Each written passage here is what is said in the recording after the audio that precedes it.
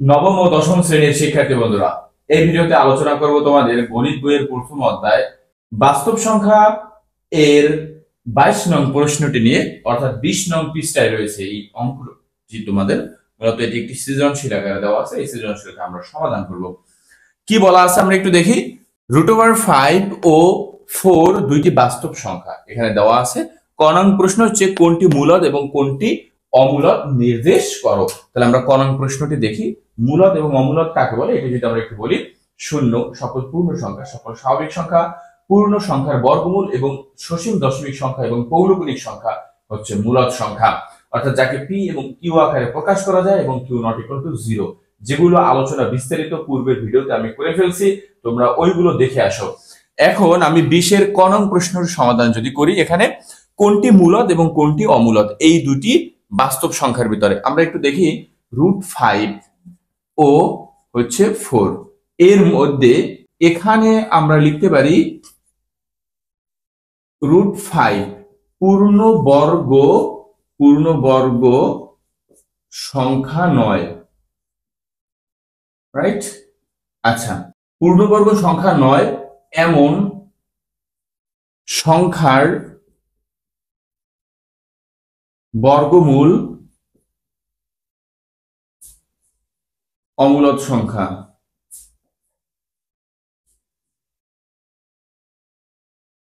দেখো, পূর্ণবর্গ সংখ্যা নয় এমন সংখ্যার বর্গমূল অমূলদ সংখ্যা। দেখো, আমি যদি এখানে 9 থাকতো, এখানে এই 9 হচ্ছে একটি পূর্ণবর্গ সংখ্যা।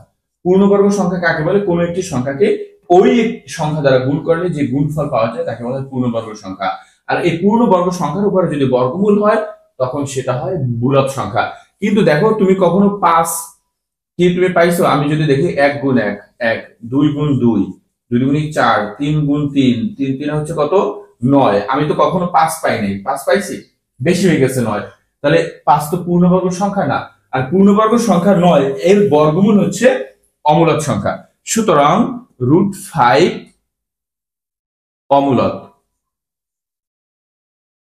অমূলদ সংখ্যা। এবং আমাকে তো দুইটা দ্বারা প্রশ্ন করতে বলছে। 4 হলো স্বাভাবিক সংখ্যা, আর সকল স্বাভাবিক সংখ্যা পূর্ণবর্গ সংখ্যা। 4 হলো স্বাভাবিক সংখ্যা, আর সকল স্বাভাবিক সংখ্যা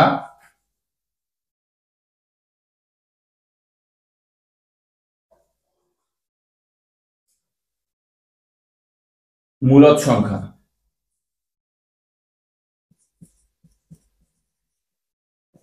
সুতরাং 4 মূলদ সংখ্যা।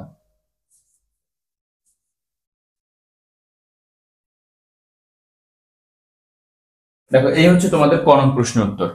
অর্থাৎ পূর্ণবর্গ নয় এমন সংখ্যার বর্গমূল, পূর্ণবর্গ নয় এমন সংখ্যার বর্গমূল হচ্ছে অমূলদ সংখ্যা। এবং সকল স্বাভাবিক সংখ্যা আমরা জানি মূলদ সংখ্যা।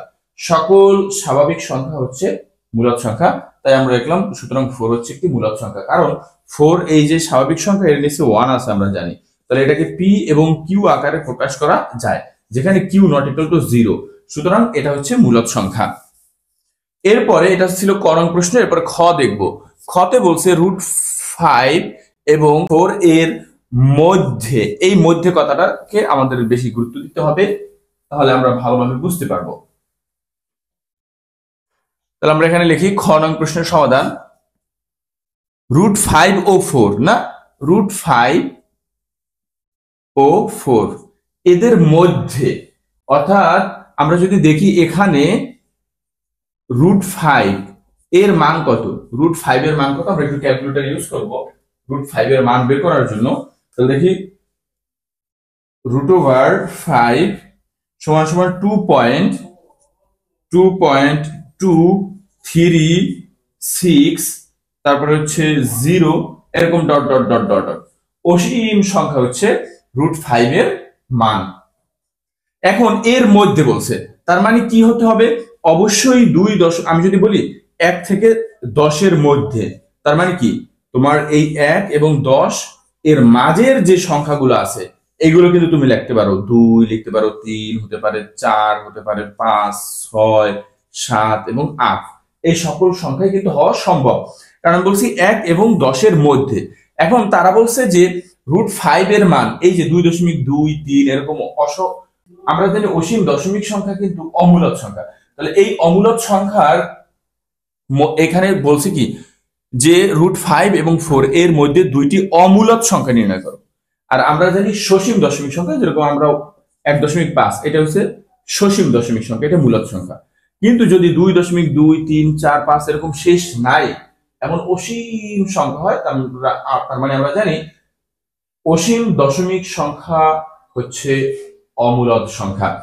এখন এর মধ্যে যদি হয় তার মানে কি হতে হবে 2.2, 3, 6 এরকম, এর থেকে 4 সংখ্যা 4 এটা একটি স্বাভাবিক সংখ্যা। তাহলে এদের মধ্যে যে সংখ্যাগুলো আছে, এদের মধ্যে অসীম দশমিক সংখ্যা যেগুলো আছে, অসীম দশমিক সংখ্যা থাকলে তো অমূলদ হবে। তাহলে এদের মধ্যে এই সংখ্যার চেয়ে বড়, এই সংখ্যার চেয়ে বড় হতে হবে, এই সংখ্যার চেয়ে বড়, অর্থাৎ বলছে √5 এর মধ্যে। তার মানে কি এর চেয়ে এই যে এরকম 1 এবং 10-এর মধ্যে, মানে কি 1 এর চেয়ে বড় এবং 10-এর চেয়ে ছোট, এর মধ্যে যে সংখ্যাগুলো আছে। ঠিক এই যে √5 এর মান পাইছি আমরা এইটি, এর চেয়ে বড় এবং 4-এর চেয়ে ছোট, এরকম আমরা দুইটা অমূলদ সংখ্যা বের করব। এর জন্য কি করব আমরা যদি লিখি, দেখো এখানে আমরা এটা রেখে দিলাম যে √5, তাই না? আচ্ছা, এর মান তো আমরা পেলাম। এখন যদি এইভাবে করি, আমরা √5 যোগ 4 ধরি, আমরা এটা লিখতে পারি, ধরি এটা না লিখে এখানে না লিখে লিখব ধরি a, ধরলাম আমি a ডিভাইডেড বাই 2। তাহলে √5 যোগ √5 যোগ 4 ডিভাইডেড বাই 2, 3.118 এরকম অসীম সংখ্যা আছে। এখন তোমার প্রশ্ন থাকতে পারে, এখানে আমি 4 ধরছি, আমি এখানে 1 ধরতাম, এই একটা আর এই একটা, এখানে দুইটা পদ যোগ, এর জন্য 2 দ্বারা ভাগ করা হয়েছে। দ্বিতীয়ত দেখো আমি এখানে কেন 4 ধরলাম, তুমি অন্য সংখ্যা ধরো, কোনো সমস্যা নাই, কিন্তু এদের মান কিন্তু 2.236 এর বেশি হতে হবে। এখন আমরা যদি এখানে 1 ধরি, দেখো তাহলে আমরা একটু দেখি, বর্গমূল 5 যোগ 1 ইকুয়াল ডিভাইডেড বাই 2, তার মান আসে কিন্তু 1 দেখো 1.61 এরকম অসীম সংখ্যা। তাহলে 1.61 এটাতে এর মাঝে হবে না, এই যে 2.2 এর চেয়ে ছোট 1.61, তাহলে এটা তো হবে না, এর মধ্যে তো থাকে না, এর মধ্যে মানে এর চেয়ে বড় এবং 4-এর চেয়ে ছোট, তাই আমরা 1 ধরতে পারবো না। তুমি 2 ধরে দেখো, 3 ধরে দেখো, তুমি যে কোনো মান বসাতে পারো, তার মান অবশ্যই এর চেয়ে বড় হতে হবে এবং 4 এর চেয়ে ছোট হতে হবে। এটা 4-এর চেয়ে ছোট এবং √5 এর যে বর্গমূল এটার চেয়ে বড়, সুতরাং এটা হবে, এটা একটা অমূলদ সংখ্যা হবে। এবং আমি যদি ধরি দুইটা বের করতে বলছে, ধরলাম a একটা b একটা, √5 4 এটাকে একটা ধরছি, আরো একটা 4 যোগ করে দিলাম এর সাথে, তাতে হবে। এখন দেখো এখানে দুইটা ছিল, এর জন্য 2 দ্বারা ভাগ করছি, এখানে 1 2 3 এর জন্য 3 দ্বারা ভাগ করছি, মানে এটা গড় নির্ণয় করি, আমি কি নির্ণয় করি, গড়। তাহলে এর মান হয় কত আমরা একটু যদি দেখি, দেখো বর্গমূল 5, এরপর হচ্ছে এর সাথে যোগ 4 যোগ 4 ইকুয়াল ভাগ হচ্ছে 3, মান আসছে 3.412 এরকম অসীম শূন্য আছে এর সাথে। তাহলে দেখো তো এটা কি √5 এর চেয়ে বড়, এটা √5 এর চেয়ে বড়, কিন্তু 4-এর চেয়ে ছোট। তাহলে √5 এবং 4, এই যে √5 এবং এর চেয়ে বড় এই মানগুলো, এটাও বড় এটাও বড়, এবং 4 এই 4-এর চেয়ে ছোট, তার মানে এই দুটোটা মানেই তো অমূলদ সংখ্যা, অসীম দশমিক সংখ্যা মানে অমূলদ সংখ্যা। তার মানে আমরা দুইটা পাইছি না, তুমি যে কোনো ভাবেই বের করতে পারো, শুধু এটাই যে হতে হবে এমন না, তুমি এখানে 3 দাও, এখানে 3 দাও, 3 দাও, তাতেও হবে। কিন্তু একটা জিনিস মনে রাখতে হবে, শুধু এই যে মান দেওয়া থাকবে √5 এর চেয়ে কিন্তু বড় হতে হবে, কারণ ওই যে আমি বলছি 1 থেকে 10 এর মধ্যের সংখ্যাগুলো লেখো, তার মানে কি এর মাঝের সংখ্যাগুলো লিখবে, তার মানে 1-এর চেয়ে বড় এবং 10-এর চেয়ে ছোট এই সংখ্যাগুলো। এই দুইটা বিষয় যদি লক্ষ্য রাখো, এরপর তুমি যে কোনো জায়গায় অমূলদ সংখ্যা বের করলে হবে, যে কোনোটি। তার মানে আমরা দুইটা অমূলক সংখ্যা পেলাম, তাই না? আচ্ছা, এখন আমরা একটু লিখে দিই এই জিনিসটা। এখানে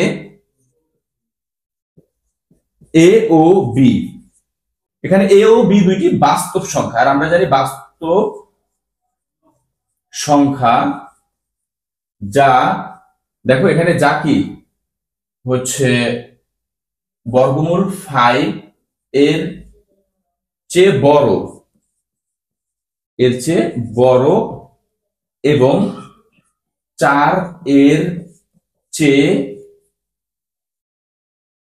বা 4 এর থেকে ছোট। দেখো আমরা এই যে এর মান পাইছি, এটা √5 এর চেয়ে বড়, এর জন্য লিখছি √5 এর চেয়ে বড়। এ বি উভয়টাই কিন্তু √5 এর চেয়ে বড় এবং 4 এর চেয়ে ছোট, তাই না? সুতরাং আমরা এটা এভাবে লিখতে পারি, দুইটা বের করতে বলছে, এখানে কয়টা বের করতে বলছে? দুইটি। তাহলে সুতরাং এখানে লিখবো কি √5 এর চেয়ে বড় এই মানটা, প্রথম এটা লিখি 3.118 এরকম ডট ডট দিতে পারি। এরপরে হচ্ছে 4 এবং বি, বি এর মান কত পাইছি? √5 এর চেয়ে বড় 3.4120, একটু ডট দিতে পারি আমরা, যা 4 এর চেয়ে ছোট। তাহলে এই যে দেখো √5 এবং 4 এর মাঝে, √5 এর মান 2, এর চেয়ে বড় এটা, এবং 4 এর চেয়ে 4 সংখ্যা, 4 কিন্তু একটি সংখ্যা, এর চেয়ে কিন্তু এটা ছোট। তাহলে এই √5 এবং 4 এর মধ্যে, √5 √4 এর মধ্যে দুটি অমূলক সংখ্যা পেলাম। সুতরাং আমরা দিতে পারি এ ও বি, এই যে এ ধরছি বি ধরছি, এ ও বি অমূলক সংখ্যা, অমূলক সংখ্যা। তোমরা এখানেও অ্যান্সার রাখলে হবে, এখানেও লিখলে হবে, এই কথাটা লিখে দিলে। তাহলে আমাদের এটা ছিল খ নং প্রশ্নের উত্তর। দেখো তোমাদের কোনো বুঝতে সমস্যা থাকলে কমেন্ট বক্সে জানাও, আমরা অন্য কোনো একটি সংখ্যা দিয়ে √4, 3 দিয়ে, তারপর হচ্ছে 2 দিয়ে আমরা শিখিয়ে দেব। এরপর আমরা গ নং প্রশ্নের উত্তরে চলে যাই। গ নং প্রশ্নে বলছে প্রমাণ করো, প্রমাণ করো মানে যুক্তি দিয়ে তোমাকে প্রমাণ করতে হবে √5 একটি অমূলক সংখ্যা। আমরা এই ক নাম্বারেও দেখছি, খ নাম্বারে এই যে ক নাম্বারে কোনটি মূলদ, এটা এখানে দেখছি আমরা এটা অমূলদ, তার মানে এটা অমূলদ, এটা নিশ্চিত থাকো। কিন্তু তোমাকে প্রমাণ করে দিতে হবে এটা অমূলক সংখ্যা, মানে তোমাকে যুক্তি দিয়ে প্রকাশ করতে হবে, আর যুক্তি দিয়ে প্রকাশ করলে এরকম একটি চিহ্ন সবার শেষে উত্তরে রেখে দিতে হয়। এখন আমরা যাই গ নং প্রশ্নে। গ নং প্রশ্নটি কি? √5 একটি অমূলক সংখ্যা, তাই না? আমার অঙ্কটা হচ্ছে √5, তাই না? এখানে আমরা যদি লিখি 1 স্কয়ার = 1, তাহলে এখানে আছে 5 স্কয়ার সমান এই স্কয়ার আর এই বর্গমূল কাটা 5, এবারে 3 যদি স্কয়ার দিই তাহলে কত হয়? 9। তোমার প্রশ্ন থাকতে পারে আমি এই 1 দিলাম, এই সংখ্যাটার উপর দিলাম 3, 2 দিলাম না কেন? তখন কিন্তু এখানে কত হবে বলতো? 4 হয়ে যাবে। কত? 4, যার মান কিন্তু তোমার এই 5 এর চেয়ে ছোট, এটা কিন্তু হবে না। দেখো এখানে যদি আমি 2 দিতাম তাহলে কিন্তু এটা 5 এর চেয়ে ছোট হতো, তাহলে কিন্তু 5টা সবার শেষে যেত। 5 কে মাঝে রাখার জন্য তাহলে এখানে কি হয়েছে বলতো? এখানে এটা হচ্ছে 1 5 9, তাহলে দেখো এটা 2 দিলে 4 হতো, তখন কিন্তু এটা এই পাশেই থেকে যেত, মানে এর 5 এর চেয়ে একটা বড়, 5 এর চেয়ে একটা ছোট, এই সংখ্যা লিখে 5 কে আমরা মাঝে রাখছি। অর্থাৎ আমরা এটাকে কি করছি? 1 বর্গমূল 5 3, তাহলে দেখো এটা 1 এর বর্গমূল, 5 এর বর্গমূল চিহ্ন এটা, 9 এর বর্গমূল কত? 3, কারণ 3 গুণ 3 3 3 9, তাহলে আমরা এখানে লিখি বর্গমূল করে, বর্গমূল করে। আচ্ছা গেল। এখন দেখো তো এই জায়গায় 5 কি পূর্ণবর্গ সংখ্যা? 1 কিন্তু পূর্ণবর্গ। এই যে দেখো 1 এর স্কয়ার মানে কি? 1 গুণ 1, কোন একটি সংখ্যাকে ওই সংখ্যা দ্বারা গুণ করলে গুণফল যা হবে তাকে পূর্ণবর্গ সংখ্যা বলে। এবার হচ্ছে 2, 2 কে যদি 2 দ্বারা গুণ করি 4, তারপর হচ্ছে 3, 3 কে যদি গুণ করি 3 3 9, 9 হয়ে গেছে। তাহলে এই যে দেখো 1 আসছে, 9 আসছে, 4 আসছে, কিন্তু 5 তো আসে না। তার মানে 5, এই যে 5 আছে, 5 কি পূর্ণবর্গ সংখ্যা? 5 তো পূর্ণবর্গ সংখ্যা নয়। সুতরাং আমরা এখানে লিখে দেব, এখানে এই যে 5 √5 পূর্ণ সংখ্যা নয়। এখন আমরা জানি মূলক যদি হয় তাকে তো আমরা পি এবং কিউ আকারে প্রকাশ করব, এবং পি ও কিউ হবে পূর্ণ সংখ্যা, পি ও কিউ হবে পূর্ণ সংখ্যা, এবং কিউ নট ইকুয়াল টু 0 হবে, তখনই তো এটা মূলদ হয়। তাহলে আমরা দেখি এটা মূলদ কিনা, যদি মূলদ না হয় তাহলে এটা অমূলদ। এটাই হচ্ছে যুক্তির মাধ্যমে প্রমাণ। তাহলে আমরা একটু ধরি √5 দেওয়া আছে, এটাকে পি কিউ আকারে প্রকাশ করা যায়, এটা ধরে নিলাম। অর্থাৎ কারণ আমরা মূলদ হতে হলে আমরা জানি পি এবং কিউ আকারে প্রকাশ করতে হবে, পূর্ণ সংখ্যার ভগ্নাংশ আকারে, এটাও বলতে পারো ভগ্নাংশ আকারে প্রকাশ করতে হবে। আমরা তাহলে √5 সমান সমান ধরে নিলাম পূর্ণ সংখ্যা বা মূলদ সংখ্যা। এখন এই জায়গায় তো আছে বর্গমূল, তাই না? আমরা বর্গমূল যদি উঠে ফেলাই এখান থেকে কি হবে, উভয় পাশে একটা স্কয়ার দিব, তাহলে এখানে কি হবে পি স্কয়ার কিউ স্কয়ার, মানে প্রতিটি সংখ্যার সাথে এটা এটা উঠে যাবে, তাহলে থাকে এখানে 5, তাহলে এখান থেকে পি স্কয়ার কিউ স্কয়ার। দেখো তো এই পি আর কিউ কি কাটা যায়? যদি এখানে থাকতো 5x স্কয়ার আর এখানে যদি থাকতো x স্কয়ার, তাহলে এটা কাটতে দিতে পারতাম আমরা, কারণ এখানে চলকগুলো কিন্তু এক। কিন্তু দেখো এখানে কিন্তু পি আর কিউ চলক ভিন্ন, তার মানে এখানে কিন্তু কি করা যাবে না, কাটাকাটি করা যাবে না। সুতরাং এটা দ্বারা বোঝা যায় এখানে উৎপাদক শুধু এক আছে। কি আছে? শুধুমাত্র কমন উৎপাদক উভয়ের ভিতরে এক যায়, এছাড়া কোনো সংখ্যা যায় না। তাহলে আমি যদি এখান থেকে এই স্কয়ারটা উঠাই ফেলাইতে চাই বা কিউটাকে যদি উঠাই ফেলাইতে চাই, তাহলে কি করতে হয়, উভয় পাশে একটা কিউ আমরা গুণ করে ফেলি। তাহলে দেখি P square Q square divided by Q, কারণ আমার নিচে তো বর্গ থাকতে পারবে না, তাহলে 5q এখানে হয়। আচ্ছা বলো তো, কোন 5 গুণ 6, 5 6 30, তাহলে এটা কি পূর্ণ সংখ্যা না? কিউর মান যদি 2 হয় 3 হয় 4 হয় 5 হয় যাই হবে, তার সাথে 5 গুণ করলে কি স্বাভাবিক সংখ্যা হবে। তাহলে এখন দেখো, কিন্তু এই পাশে কি হয়, এই কিউ আর এই কিউ যদি কাটা যায় একটা, তাহলে আরো কি থাকে, এখানে একটা থাকে, তাহলে পি স্কয়ার শুধু কিউ। এটাকে যদি আমরা 1 নং সমীকরণ দিতে চাই দিতে পারি। এখন দেখো এটা বাম পক্ষ পূর্ণ সংখ্যা, এখানে 1 নং সমীকরণে 1 নং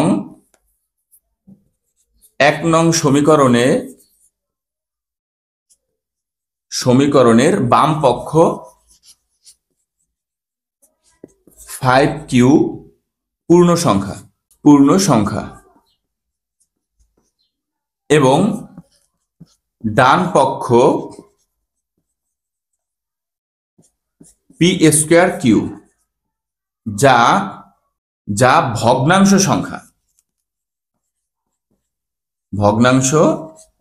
সংখ্যা। দেখো আমাদের শর্ত ছিল ইকুয়াল চিহ্ন, এটা যদি হয় পূর্ণ সংখ্যা আর এটা যদি ভগ্নাংশ সংখ্যা হয়, একটা পূর্ণ সংখ্যা আর একটি ভগ্নাংশ সংখ্যা কখনোই সমান হতে পারে না। যদি উভয় পাশ সমান না হয় তাহলে আমরা এটাকে বলতে পারি না পি কিউ আকারে প্রকাশ করা যায় না, সুতরাং এটাকে আমরা মূলদ বলতে পারি না, পারে কি অমূলদ। সুতরাং কি বলতে পারি, √5 এই কথাটা বলবো যে পূর্ণ সংখ্যা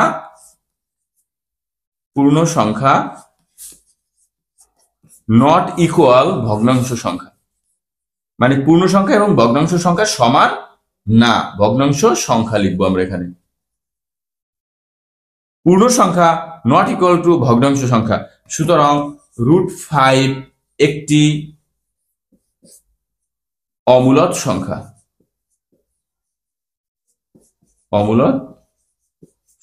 এটাই হচ্ছে আমাদের উত্তর। অর্থাৎ তুমি বিভিন্ন ভাবে এই অমূলদ সংখ্যাটা প্রমাণ করতে পারো। পি কিউ আকারে আমি প্রকাশ করার চেষ্টা করছি, হর ও লব আকারের পূর্ণ সংখ্যা, কিন্তু দেখা যায় যে এই পেশে হয় পূর্ণ সংখ্যা আর এই পেশে হয় ভগ্নাংশ সংখ্যা, কারণ এই পেশে বর্গ, এই যে দেখো বর্গ তুলে ফেলছি আমি, পূর্ণ সংখ্যা নিয়ে আসছি স্কয়ার করে। এখানেও দেখি পি এবং কিউ কাটাকাটি করার পরও কিউ আবার গুণ করলাম উভয় পাশে, তারপরও দেখি পি কে কিউ বা কিউ কে পি বানানো সম্ভব না। তাই এই বাম পাশ কিন্তু আমাদের পূর্ণ সংখ্যায় রয়ে গেল এবং ডান পাশ ভগ্নাংশ। উভয় পাশ যদি পূর্ণ সংখ্যা হইতো তাহলে ঠিক ছিল, উভয় পাশ যদি ভগ্নাংশ সংখ্যা তাহলে ঠিক ছিল, কিন্তু এক পাশে পূর্ণ সংখ্যা অন্য পাশে ভগ্নাংশ সংখ্যা, এটা কখনোই সম্ভব নয়। তাই এটা কি না, মূলদ সংখ্যা না, এটা অমূলদ সংখ্যা। তোমরা চাইলে এভাবে একটা চিহ্ন দিয়ে দিতে পারো, কারণ এটা আমরা একটা যুক্তির মাধ্যমে তথ্যটা উপস্থাপন করে দিলাম যে √5 একটি অমূলদ সংখ্যা। আজকে এখানে শেষ করছি। অর্থাৎ তোমাদের প্রথম অধ্যায়ের অনুশীলনীর সকল সমাধান জয়েস লাইব্রেরিতে পড়া শেষ, তোমরা ধারাবাহিকভাবে দেখতে থাকতে পারো।